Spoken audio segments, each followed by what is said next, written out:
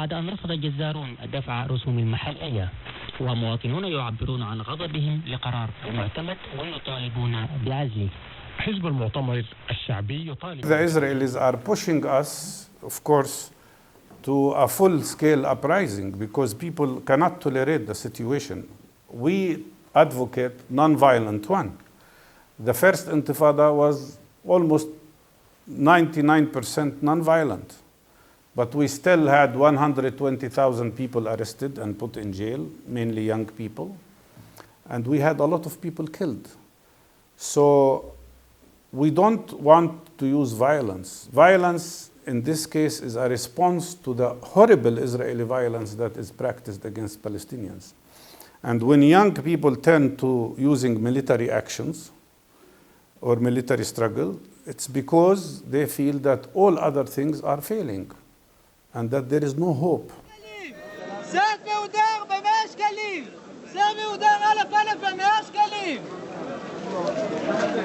Why am I different? Because I believe force can have different forms. Force is not only guns. Force is also boycott. Force is also divestment. Force is also popular resistance. So but I do agree, the concept, you cannot change the situation without changing the balance of power. And you tell me the usual thing we hear from our international friends is that the Israelis would not accept, they say no to two-state solution, and they say no to one-state solution. I prefer the better no.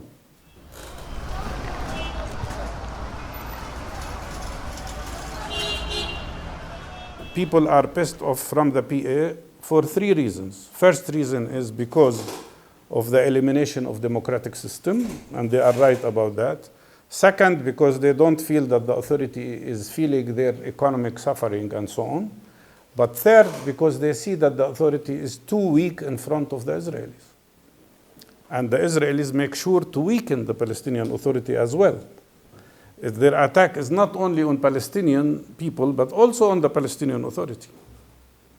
And what you see here is a strange situation where Israel is trying to hold the Palestinian Authority responsible while it doesn't have power.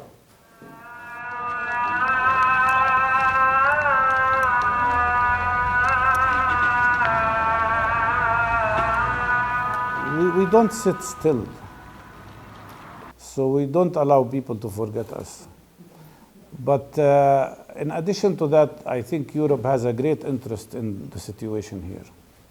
So we're not forgotten. What we worry about is two things. First of all, we are not a priority. The issue here is not a priority on the European agenda. And second is that Europe uses double standard when it comes to Palestinian issue. One standard for Ukraine, another standard for Palestine. One standard for Kuwait. I mean, I don't want just to stick to the Ukrainian issue. Kuwait, one standard, Palestine, another standard. Occupation is occupation. International law is international law.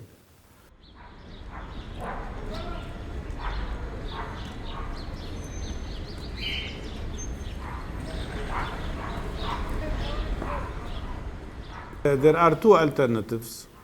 One is that Israel and the world community comes in full force and tells Israel enough is enough. Get out of the West Bank. Allow Palestinians to have a state in the West Bank and Gaza. And you can bring all the NATO and American and international troops to sit on the borders if they are worried about security. That's one solution. The other solution is one democratic state.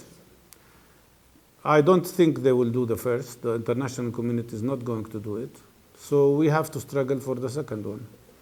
And we will fight with everything we have to achieve equality in a one system, one democratic system, where there is no Palestinian or Jewish supremacy, where people have equal rights. I don't mind if it takes 10 years, 20 years, 30 years. I want to be free, and I want my children to be free, and I want my country to be free. Whatever it takes, we will not give up.